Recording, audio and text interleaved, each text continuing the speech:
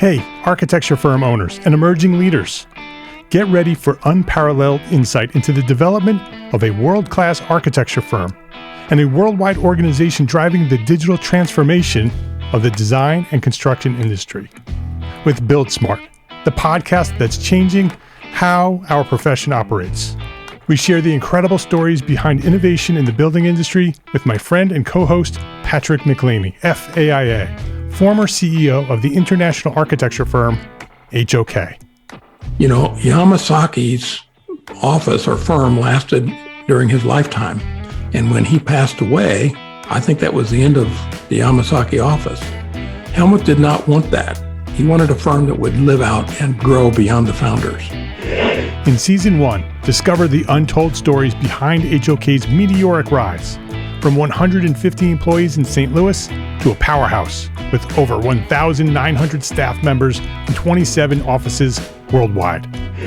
You know, they weren't as polite as the Kojima people.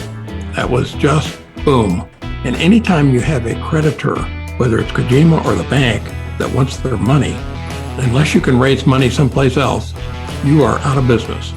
Bankrupt. And hold on tight for Season 2, where Patrick takes us on a new adventure as chairman of Building Smart International, shaping the future of digital transformation in the design, construction, and operation of built assets. Ian Howell, Ken Harold, and I, Ken was my technical representative from HOK. The three of us took a tour of Europe of 5 cities in 5 days. Very busy time. Simply follow the link in the show notes to subscribe to Build Smart now and uncover lessons that will transform you and your architecture firm.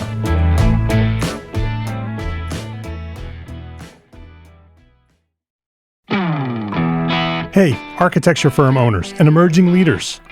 Get ready for unparalleled insight into the development of a world-class architecture firm and a worldwide organization driving the digital transformation of the design and construction industry. With Build Smart, the podcast that's changing how our profession operates. We share the incredible stories behind innovation in the building industry with my friend and co-host, Patrick McLeamy, FAIA, former CEO of the international architecture firm, HOK. You know, Yamasaki's office or firm lasted during his lifetime. And when he passed away, I think that was the end of the Yamasaki office. Helmut did not want that. He wanted a firm that would live out and grow beyond the founders.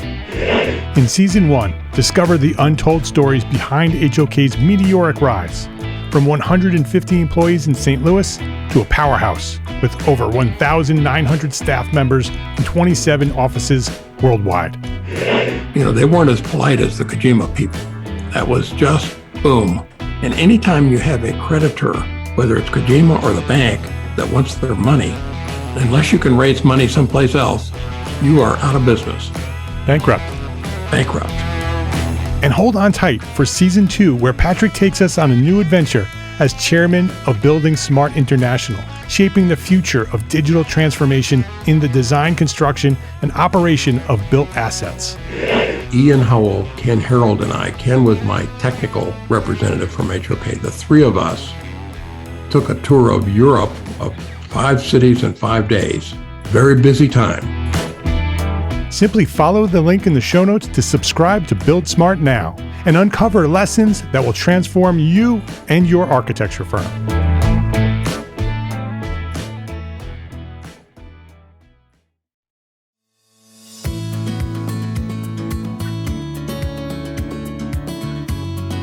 My name is Mark R. LePage, and you are listening to EntreArchitect podcast, where each week I speak with inspiring, passionate people who share their knowledge and expertise, all to help you build a better business as a small firm entrepreneur architect. My guest today is Carina Mills, Senior Talent Director and Senior Associate at RDC, the multidisciplinary group behind RDC, Die Lot Interiors, and Studio 111. As an architect, Carina is also serving as the 2025 president of AIA California. With a background in technical architecture from Cal Poly Pomona, she's grown into a leadership role focused on improving practice and advancing inclusivity across the profession. Carina brings both her heart and her vision to work, and I'm excited to dive into her journey and insights today.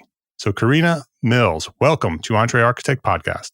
Thank you so much, Mark. It's awesome to be here. I appreciate the time.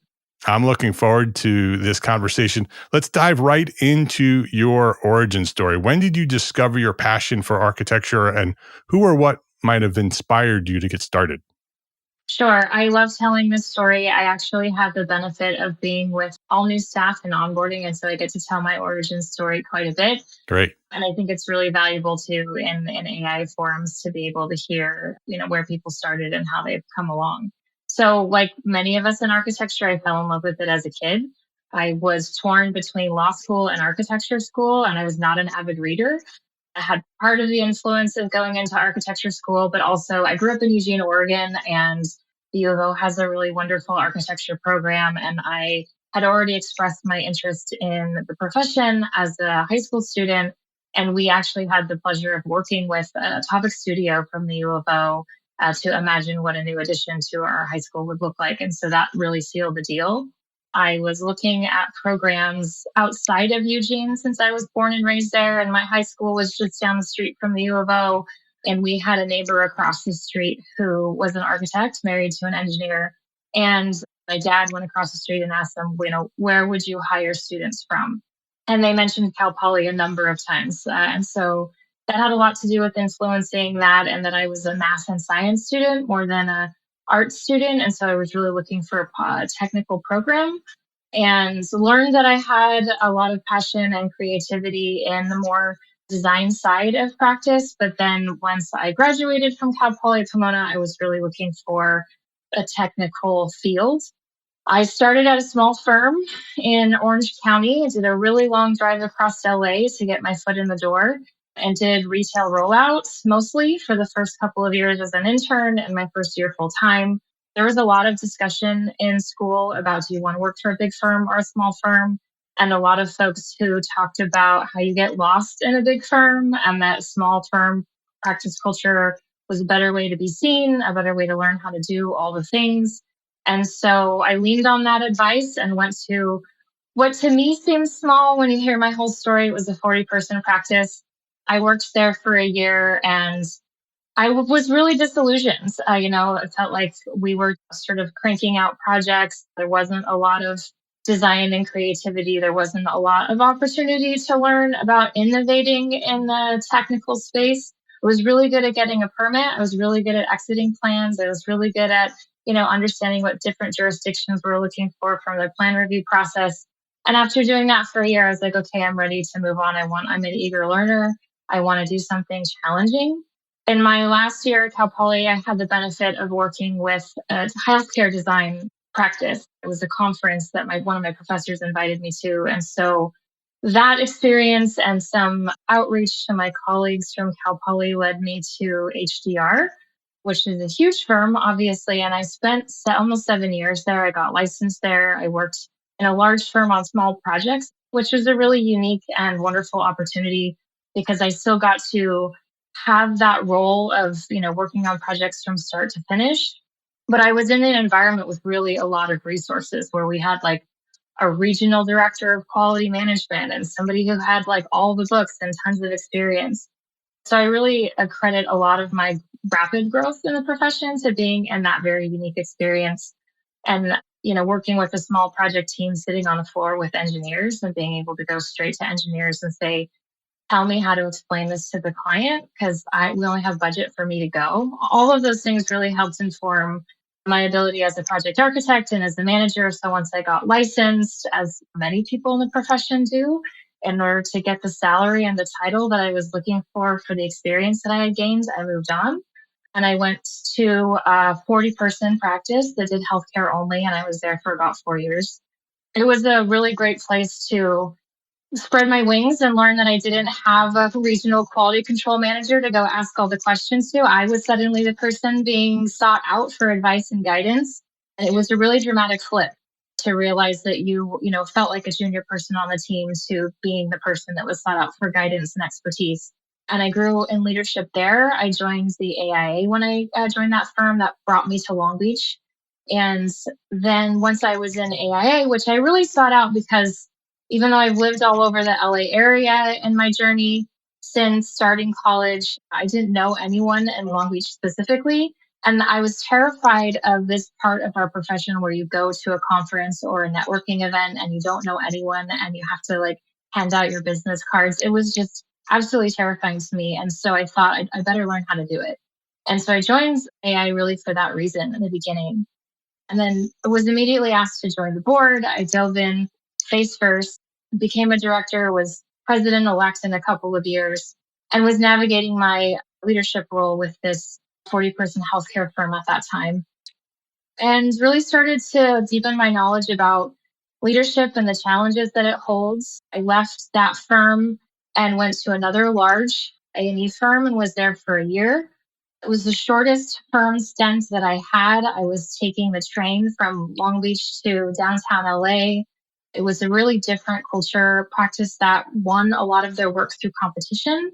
And I found that the culture of the office was also very competitive, and it was just not a good fit for me. And so at this point, I started reaching out to my AA colleagues saying, I might be unemployable. Like I'm in this leadership space and I'm being called a troublemaker, even though I'm really trying to like do my best and advocate on behalf of the junior staff on my team who are saying, I need more money and I need to be seen and I need to be encouraged. So all of that culminated into being invited to interview for this role with RDC as the Senior Director of Talent Management, which had envisioned somebody who had worked at least 10 years in the profession, who had gone through architecture school, who had walked a mile in the shoes of the people that they would be advising, but who really had a strong passion and interest in the operations of the business and growing and developing talent. I like to tell in my story that when I got the job description, it was a half a page of bulleted job description and about 10 pages of articles that were talking about this emerging trend. So it was a new role. It was absolutely terrifying to be 100% overhead after over 10 years of, being a very billable architect. But it was too exciting to say no to. And it's been almost 6 years since I signed that offer letter. And it's been a really wonderful journey. So since then, I've moved on to AI California and the executive committee. I've served with the executive committee. This is my 5th year. And now as president. And so those two roles, AI leadership and my journey as a leader in talent management, have really helped inform each other. So whenever I get inquiry from the practice about, how is this an investment in them, I just remind them that it gives me so much perspective and so much insight to be able to talk with architects and practice leaders across the state to better inform the work that I'm doing here. And hopefully by testing it with RDC, I'm also able to give back to the profession at large. So that's the goal. That's the story. That's where I came from and where I am today. Yeah, great story. And I want to dive deeper into your role at AIA and understand what you're doing there and what your goals are. Before we do that, I want to understand more of your role at RDC. It sounds very interesting. I've never heard that title before. I'm assuming it's a large firm. Yes, according to the AI scale, we're a large firm. We're about 170 people altogether. As you mentioned in the intro, we're a House of Brands firm, RDC being one of them. And so to me, having worked at HDR and other A&E firms doesn't feel like a huge place, but relative to the folks that I work with in the AI environment, sole practitioners, we're a medium-sized firm as 20 people. I do understand that we're big in the team. Yeah. So what's your role as talent director, you said? Talent director. Yeah, talent director for short. I describe my role in the shortest nutshell as the bridge between operations and human resources. I have always had a strong passion for the human experience of doing the job. Another part of my story that I like to tell: when I interviewed at HDR as a junior professional, I was only a year or two out of school. I got the question, what's your long-term goal? And the managing principal who was asking me the question later clarified that he was looking for me to say I wanted to get licensed. And I was like, oh, I see licensure as a medium-term goal. My answer was that I want to love my job forever and ever. Good answer. And so it evolved from wanting to protect that for myself and make sure that I didn't burn out, because in that first year I saw sort of a narrowing tunnel. And, that really blossomed into wanting to offer that hope and goal for others in the field. Your experience is pretty diverse in terms of size of firm and interaction with architects at all levels. What would you say are some of the things that you've learned in your experience in the profession that you're bringing to AIA California? I think we have more in common than we have difference. And, in so many ways in my own firm with a house of brands and different typologies, there's, the struggle that I experienced within our team of 170 people, from the largest team of 50 to the smallest team of 12. That, there's a lot of inclination to say, well, the way that you're doing it doesn't really apply to me. I have to do it my own way. And obviously, there are those unique differences, but there's so much to be gained and leveraged by looking more at what we have in common. And so I think too, when I lead these conversations, even, earlier on in my AI journey, being an attendee in a large session talking about mentorship or practice culture, I couldn't tell you how many tables I sat at where people, mostly from small firms, said this doesn't apply to me.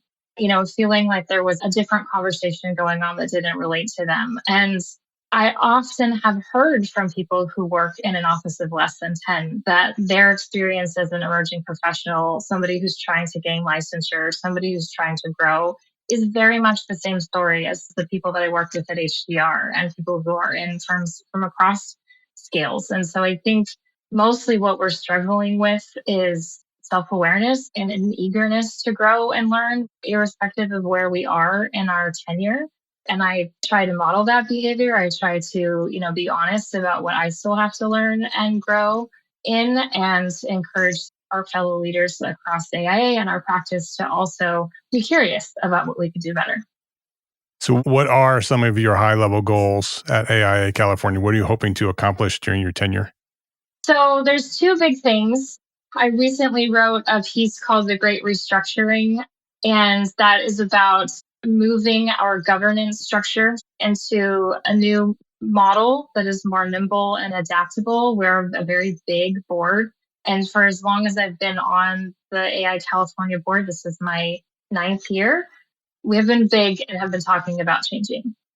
So, in this notion that I'm the bridge between operations and human resources, I am very attentive to the experience and the eagerness to be part of AIA to protect the legacy of who we've been and how we've worked, but also understanding that we can't be beholden to what we've always done or we won't survive.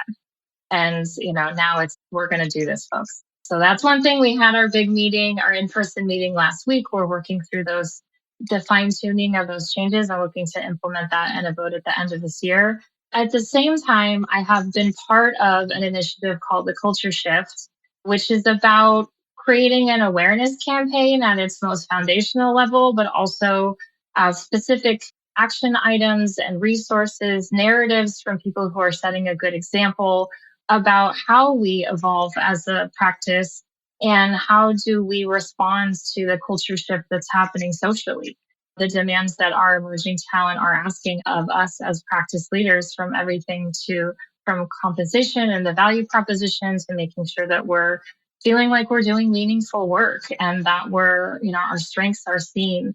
Coming from an academic environment, it's about pinning up and criticizing, and that's sort of like the Beaux-Arts tradition of learning. We've all gone through that experience, but there's a lot of folks now who are, in our emerging talent pool who are looking for a different value proposition from the firm. And if we want to continue to increase our pipeline and be more diverse and give a fair chance to everybody who's, dedicated their education time and passion to being part of this profession, we as practice leaders need to change. What would you say are some of those major changes that have to be made culturally to recognize this incoming new way of doing things? So one of the things that I hear the most and I say the most too is that we have to move beyond boasting about our overwork culture. That I've sat again in so many AI forums where the experts, the leaders, the people that were eager to become at the front of the room start off saying, well, I got here because I never worked a 40-hour week. Right. There was Yep. lots of late nights and lots of hard stuff.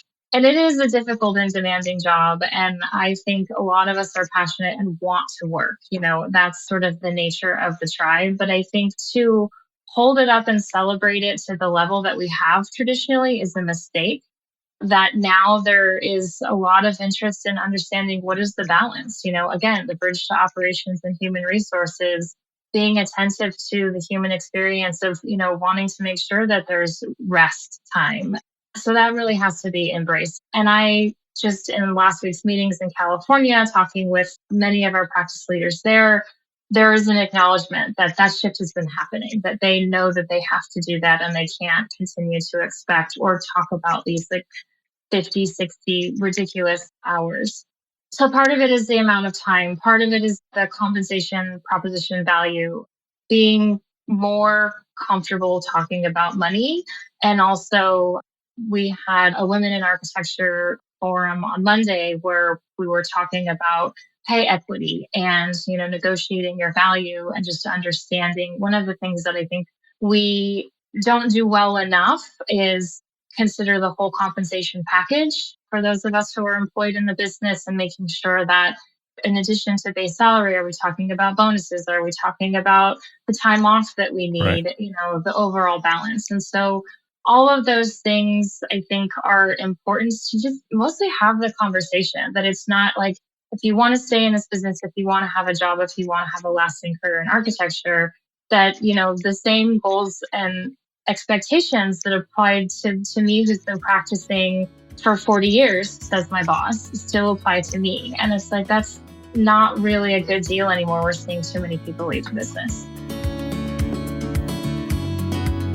Let's take a quick break to say thank you to our sponsors for their support of this episode. Gain lessons learned and credits earned with Arcademy, ARCAT's continuing education program. Listen to popular episodes of the Detailed podcast and earn AIA-approved HSW credits. Yes, you heard that right, HSW credits for episodes of Detailed podcast. Listen to an episode, check out the learning objectives, and use what you've learned while listening to take the course. The program is free, it's simple, and can be found at arcat.com under the Resources tab. Or just go to arcat.com/arcademy. That's arcat.com/ARCATEMY. That's arcat.com/arcademy. Please visit our sponsors today and thank them. Thank them for supporting you, the EntreArchitect community.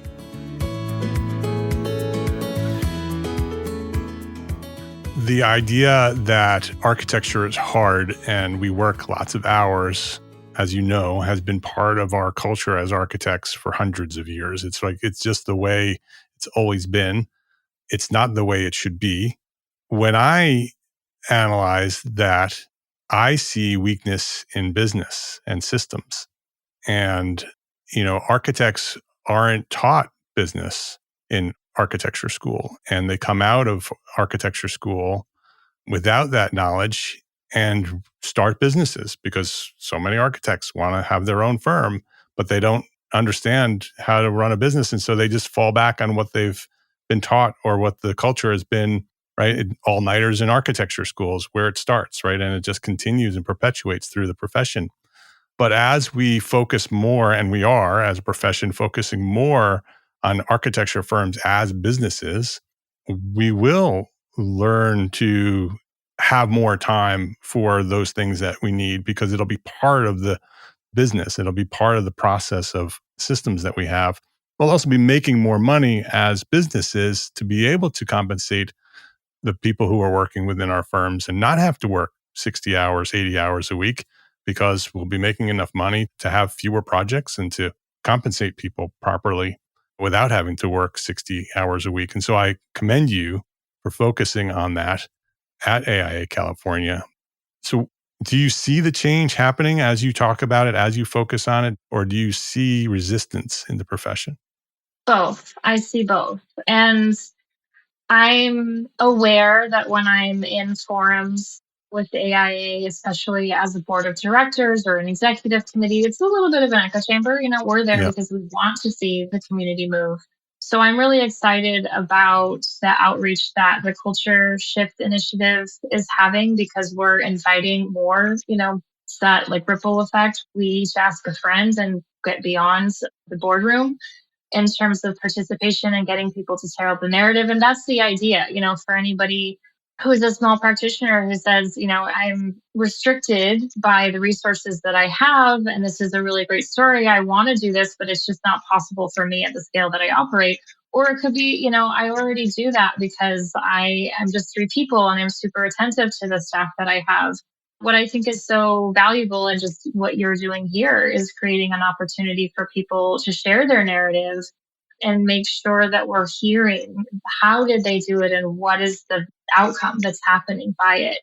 At the AI National Leadership Summit, which brings together president-elects and presidents from across AIA in Washington, D.C. every year, there was a couple of practice leaders on stage, including Ilya Azaroff, our incoming president, talking about the innovations in their practice. And this year's President Evelyn Lee mentioned that they were there because they're the competition.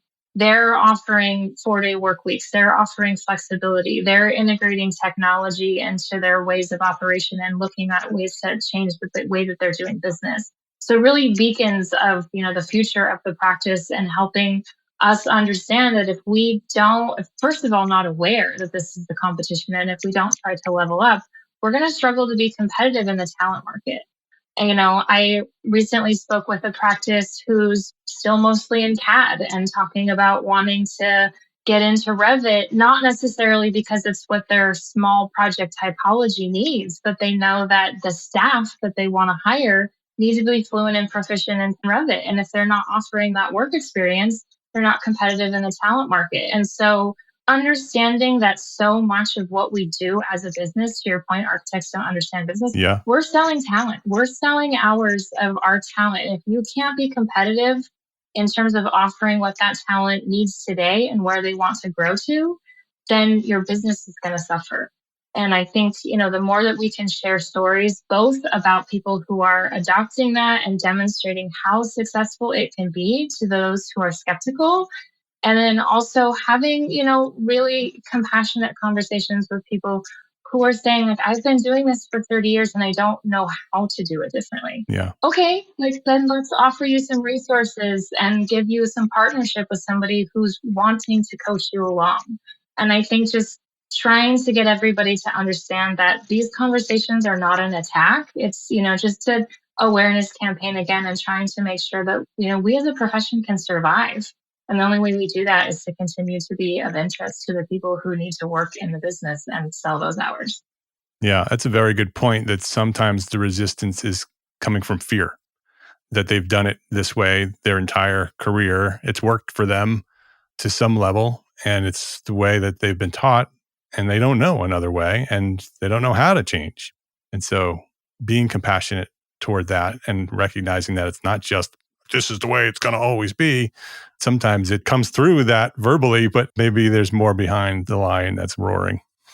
Yeah, and it's a scary thing to be that vulnerable. Last week, we were having a conversation at our in-person board meeting at the end of the day about AI, as many of us are, and how it's going to change our practice, and trying to really be excited about the future that it can offer us. And someone at my table said it very honestly, like, I don't know how to imagine doing this job a different way. I've been in this business for 40 years. But I'm interested in what everyone here has to offer, and especially eager to listen to the more junior side of the profession who can help me be more open-minded to what that can look like, help me evolve. For architects who are listening now and are in that position where they recognize that they need to make some changes in their firms in order to continue to grow and to continue to attract talent, what would you say are the big things that they need to look at in order to recognize and start to make those changes? I think it's a lot of understanding that I'll speak from my own personal narrative and also from so many that I've spoken to. A lot of us get into architecture with an eagerness to learn and grow. It's built into our practice as licensed architects that we have to do continuing education, that the technology in our buildings is constantly changing, that our materials are always evolving. And so for better or for worse, whether you sought it out or you're realizing that it's a condition of the profession, you have to learn and grow. And I think that what has happened in, decades past, that the survival instinct of me as a creative learning how to do business led us to these departmental, let's do architecture like a production line, and you're going to do design, and you're going to do production, and you're going to be the nimble team of people who can execute it on a construction team. And it became a very unappealing value proposition for a lot of people who are design minded. They want to get the whole picture and they want to continue to learn and grow. And so when I joined RDC, there was a lot of that legacy in the firm. We had a couple of senior guys who did a lot of the construction management. And when they were getting ready to retire, I was asked, who also leads hiring and recruiting, how are we going to replace them? And I said, we're not. We're going to let job captains be the front line of answering RFIs. We're going to really go and evolve our workflow, because that's what I've been hearing my entire career from my peers that they really want. And if they can't have that, they're going to look elsewhere. Not in another firm, but in another profession, another way to use the design thinking and the training to do something that's really big picture. And so I think that we have an obligation to find ways to make our talent know that they're invested in, that there's an exchange in terms of, you're coming to work for us, yes, for a salary, but also for career growth, to make sure that we're being true to your passion and your interests and that we're growing those strengths. And I think for the talent who feel invested in that way, they are giving back volumes in terms of, what the business can do and grow in. And that we have a responsibility to continue to be curious about how our talent can grow and evolve. As the profession does evolve, looking into the future, what do you think a typical small firm practice will look like if we succeed with this culture shift? I think that so much of the story of small practice is going to that analogy of architecture as an assembly line. A lot of small practices can't do that. They don't have enough people to fill the respective seats. And so there's a lot of, the multiple hats, everyone, all hands on deck. And I think that's such a wonderful story that I really want to applaud and encourage small practices to continue to do. I hear a lot from small practitioners about the challenge of growing, from one person to three people, from three people to 10 people. It's so difficult to understand how to delegate and just change the workflow. And so I think the most successful stories have been the ones where that senior leader is looking for good people who fit with values, who understands, the reason that they got into architecture and they love doing business, and that they find those personality matches and find the specific skills that those individuals bring, right? And so it's less of a, me as a business leader, this is the square peg, that I need to fill, and a little bit more of figuring out how do we grow and flex as a team, a little bit more of, how do we work as a hive or a network, even in a small group.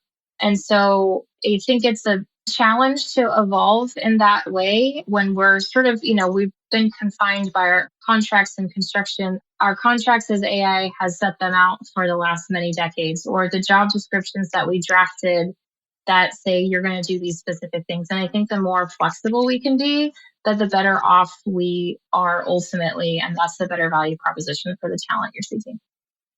As we wrap up here, before I ask my final question, I want to talk directly to the principals and the firm owners. What's your call to action to those people, the people who have the control to be able to make the decisions, to make those changes? What's your call to action to principals and firm owners? So one of the things that I hear the most in forums is that mentorship is needed. And mentorship is used so often that I sometimes call it the M word, because I think that we're talking about something that we don't really fully understand. And I've leaned into coaching as a description more than mentorship. Mm-hmm. But from the time that I was in school to today, I think that there's this romantic notion of this apprenticeship model that doesn't really have a place in modern practice. Unless you're two people working in a firm, you're a sole practitioner with an assistant, assistant, somebody who's helping deliver your work, that outside of that traditional apprentice model is dead. And that you need to leverage the support of peer groups. As a practitioner, you need to seek out your peer group and understand what your competitors are doing. Like, have friendly banter, not necessarily about who your clients are and what your fees are, but like, how are you doing your business and how are you growing your talent? How are we supporting and sustaining the practices in the profession as a large? And then also encourage your junior talents to also support each other, also lift each other up, provide the feedback of like, this is what I see you doing really well. How can I learn from you? Or how can you do this even more? I really deeply believe in the value of peer support. And so I want to encourage everyone to lean into that more. All right. I love that. That's what EntreArchitect does every day. So you have a home here if you're looking for that. Perfect. All right. A final question. What is one thing that a small firm architect can do today to build a better business for tomorrow? The best thing that I think that the small businesses can do is to make sure that the team members that are working for them feel invested in. And the way that you think that lands might not be how it's received. So make sure that you're having an open conversation with your employee, being curious about how am I doing as an employer? I think that I'm offering these things to you. Is that what you're experiencing? Because in so many years of being part of leadership and being especially focused on the emerging professional population, what I see over and over again from the small breakout tables to large scale surveys is that what practice leaders think that they're offering is not what the junior staff feels that they're receiving. So make sure that you're creating a community and experiences where you can have a candid conversation that's safe so that you can bridge that disconnect. Very, very good advice. It goes back to culture, right? You have to Very much. build a culture that allows for that, to have that safe space to back and forth. It's not something that just happens. It's something that you have to be very intentional about. You have to work at it and you have to invest in it. Yes, very much. Yeah. Her name is Carina Mills. The firm is RDC. If you'd like to go see more about what they're doing, you can go to rdccollaborative.com. AIA California is where Carina is the leader, president this year. So you can check them out there as well. Carina, will you be in Boston? I will. I look forward to seeing many of you there. All right. Well, we're having a meetup at the Trillium Brewery. So I hope you have some time and can join us there. I would love it. On Thursday at 8 p.m. After all the AIA stuff is done, come out and hang with us at the Trillium Brewery. Awesome. Great to have you here. Thank you for sharing. Thank you for your leadership throughout the years and at AIA California. And thanks for sharing your knowledge at EntreArchitect Podcast. It's been my pleasure, and thank you for having me. If you liked this episode of EntreArchitect Podcast, please share a link to this episode with a friend. Either just click the share button or highlight the URL and send the link to this episode with a friend, because that's how EntreArchitect has grown to serve thousands more architects just like you throughout the 10 plus years of EntreArchitect. That's how we've grown, architect to architect. So I would love for you to share this episode and all the episodes with one friend every week. We'd love that. And thank you to our sponsors for this episode. We don't have an episode if there's no sponsors. So thank you to our sponsors.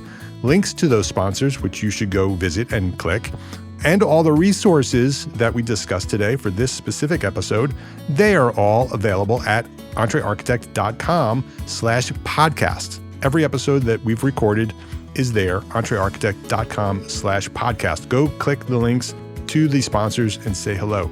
EntreArchitect is a member of the Gable Media Podcast Network. You should go visit that at gablemedia.com.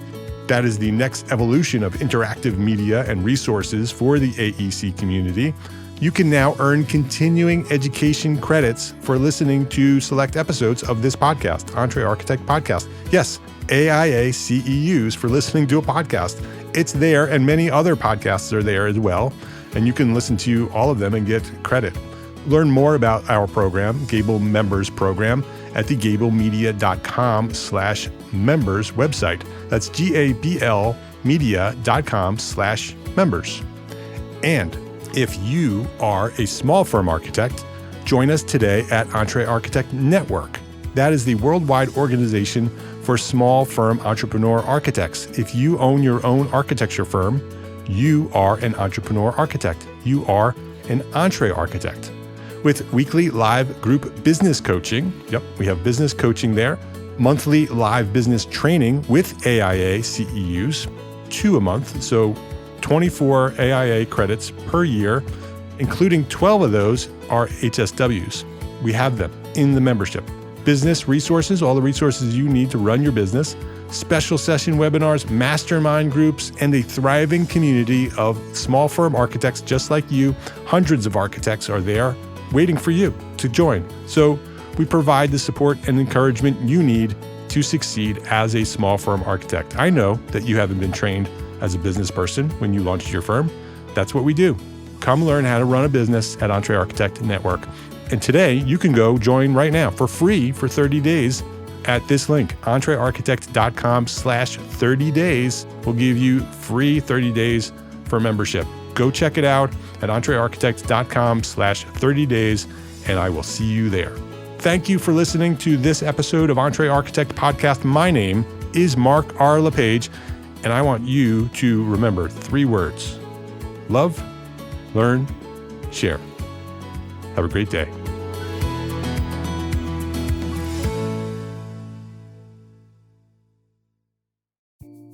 Imagine earning continuing education credits while doing exactly what you're doing right now. Well, you can. Gable Media has revolutionized the way you earn your continuing education credits with a groundbreaking approach. Forget running around town and scouring the internet for credit-worthy courses. Fulfill your CE requirements effortlessly by listening to engaging podcasts just like the one you're listening to now. Our podcasts are designed to educate, entertain, and inspire, all in a user-friendly environment. But wait, there's more. Architects, Gable Media is also approved as an AIA continuing education services provider. Upon completion, we handle everything, from reporting your hours directly to the AIA to storing your certificates in your personal Gable Media profile for your self-reporting needs. So follow the link in the show notes and start earning your credits in the most innovative and entertaining way possible with Gable Media. Attention architects and creative minds, get ready to supercharge your brand with Build Your Brand, the podcast that's unlocking the secrets of branding success for creatives. Hey there, it's Mark R. LePage, founder of EntreArchitect, and I'm inviting you to join my friend, architect marketing expert Jeff Eccles at Build Your Brand podcast, where he explores the captivating stories of the world's top brands and transforms their lessons into powerful moves for small firm architects and creatives like you. In Season 1, Jeff shares the thrilling tale of Southwest Airlines, where he dissects their journey to the summit and distills it into strategies tailor-made for you. It's important to keep in mind that companies like Southwest compete in the real world, just like you, and face real-world challenges, just like you. You might be surprised at how similar those challenges are to the struggles that you grapple with on a day-to-day basis. Don't miss out on your blueprint for success. Subscribe, tune in, and let's build your brand together. You may have noticed that the very best brands in the world are also known for having somewhat unique corporate cultures. That's often the glue that holds everything together when they encounter those rough spots. We don't do it because it inconveniences the passengers to whom we are primarily dedicated, the short haul, frequent flyer. Follow the link in the show notes to subscribe to Build Your Brand today. Remember, no matter the size, the journey's the same. Your brand's journey to the top starts here.